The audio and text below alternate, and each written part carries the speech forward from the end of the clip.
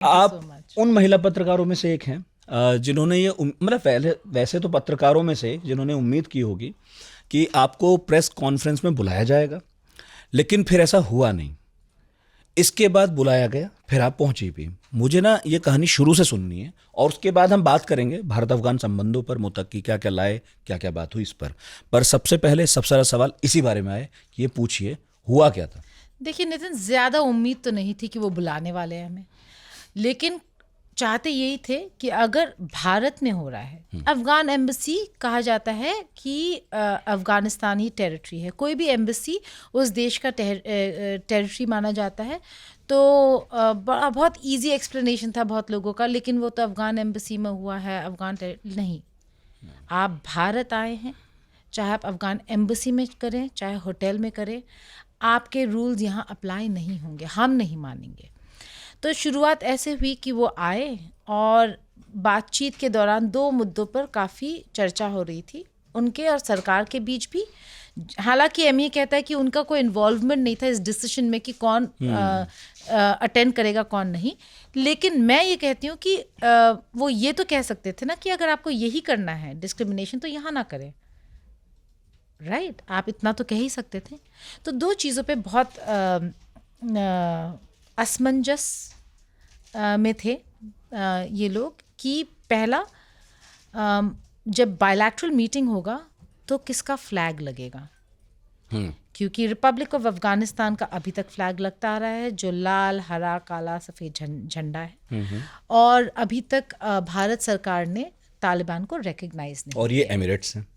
और ये Islamic Emirates of Afghanistan है जो सफ़ेद और काला झंडा है, तालिबानी झंडा, जिसको वैसे बहुत ज़ोरों शोर से कई सारे स्टेट्स में कई सालों तक लोगों को तालिबानी बोल के कंडेम किया गया है।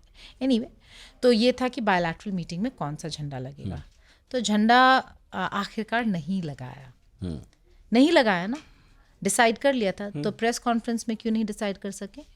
तो दूसरा था कि प्रेस कॉन्फ्रेंस, पहले इनकी सोच थी कि प्रेस कॉन्फ्रेंस ये जिस 5 स्टार होटल में रह रहे थे वहाँ हो, लेकिन वो भारतीय टेरिटरी होता। ओह। और इस जो एम्बेसी है, एम्बेसी में अभी भी पिछले सरकार के डिप्लोमेट्स हैं, तो वो नहीं चाहते थे कि मुत्ताकी यहाँ पर आकर करे प्रेस कॉन्फ्रेंस, तो वो मना कर रहे थे कि यहाँ पे प्रेस कॉन्फ्रेंस नहीं होना चाहिए। तो उन्होंने सोचा होटल में करेंगे, होटल में करते तो भारतीय टेरिटरी में वो अपनी मर्जी चलाते, तो भारत सरकार के पास जवाब एज सच क्लैरिटी के साथ ये जवाब नहीं दे सकता था फिर भारत सरकार, राइट? तो आखिरकार फैसला हुआ कि एम्बेसी में होगा पहला प्रेस कॉन्फ्रेंस। एम्बेसी में पहला प्रेस कॉन्फ्रेंस होना था, हम लोगों ने मैसेजेस भेजे, जो एक लौते रिप्रेजेंटेटिव हैं तालिबान के, मुंबई में बैठते हैं, तो उनको हमने मैसेज भेजा। हमने जो फॉरेन पॉलिसी देखते हैं दोहा में और काबुल में, वहाँ पे मैसेजेस भेजे। हमने कहा अगर प्रेस कॉन्फ्रेंस, तब तक कॉन्फर्मेशन नहीं था, हमने कहा अगर प्रेस कॉन्फ्रेंस करते हैं तो हमें ज़रूर बुलाना होगा आपको, क्योंकि हम लोग फॉरेन पॉलिसी के बहुत ही पुराने बीट रिपोर्टर्स हैं, तो आप हमें इग्नोर नहीं कर सकते। फिर हमने नॉट फेयर वाला मैसेज भी भेज दिया कि अगर आप, क्योंकि तब तक हमें पता चल गया था कि कुछ लोगों को मैसेजेस गए हैं प्रेस कॉन्फ्रेंस का कि 3:30 बजे प्रेस कॉन्फ्रेंस होने वाला है।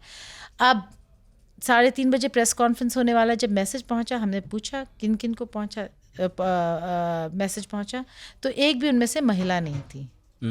तब मैंने फिर मैसेज किया कि दिस इज़ नॉट फेयर, आप लोग प्रेस कॉन्फ्रेंस कर रहे हैं और आप लोग हमें इनवाइट नहीं कर रहे हैं। तो हमें पता था कि ये angle all mail press conference होने वाला है। उसके बाद कुछ जर्नलिस्ट्स एम्बेसी के गेट पे पहुंच गई कि, और वो बाकायदा अपने दुपट्टा उपट्टा लेके पहुंची थी कि अगर प्रोटोकॉल कहता कि दुपट्टा रखना होगा तो दुपट्टा उपट्टा लेके पहुंची थी, लेकिन बोला वो लिस्ट में नहीं है नाम। और वहीं पर कुछ ऐसे जर्नलिस्ट थे, मेल जर्नलिस्ट, जिनका लिस्ट में नाम नहीं था, लेकिन उनको फिर ऐड किया गया और उनको भी अलाउ किया गया।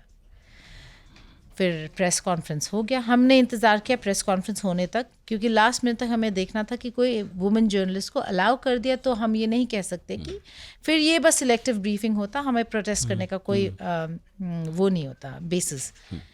जब प्रेस कॉन्फ्रेंस हो गया उसके बाद हमने रिपोर्ट करना शुरू किया कि ये ऑल मेल प्रेस कॉन्फ्रेंस हुआ है। बहुत लोगों ने बहुत कुछ कहा नितिन कि ये मेल कॉलीग्स देखिए वो बहुत ट्रोल भी हो गए, बहुत गंदे। देखिए मेरे फ्रेटर्निटी के लोग हैं, हम पॉलिटिकल पार्टी नहीं है, हम पॉलिटिशियंस नहीं हैं कि एक दूसरे पे कीचड़ उछाले। तो जिस तरीके की ट्रोलिंग मेल मेंबर्स की गई वो बहुत ही गलत था। आप उनको वाइफ बीटर्स, विमेन बीटर्स इसलिए नहीं कह सकते क्योंकि रिपोर्टर्स जब ऑन द ग्राउंड होते हैं नितिन, तो आप स्टोरी देख रहे होते हैं, आपका शायद फोकस वो नहीं था जो होना चाहिए था। इन हाइंडसाइट मेरे खुद के दोस्त कहते यार सोचना चाहिए था, इन हाइंडसाइट कहते यार वॉकआउट कर देना चाहिए था, या इन हाइंडसाइट कहते हैं कि बॉयकॉट कर देना चाहिए था। लेकिन इन हाइंडसाइट उसका मतलब ये नहीं कि वो नहीं चाहते थे कि हम ना आए। उस मोमेंट में मुत्ताकी फर्स्ट प्रेस कॉन्फ्रेंस, तालिबान का पहला विजिट में उन लोगों ने प्रायोरिटाइज नहीं किया। करना चाहिए था लेकिन नहीं किया। उसका मतलब ये नहीं है कि ये जो लोग बैठ के बड़े आराम से इनको ट्रोल कर रहे हैं वो उनको जानते नहीं हैं, वो रिपोर्टर्स का जो ऑन द ग्राउंड प्रेजेंस होता है उसको नहीं पहचानते हैं।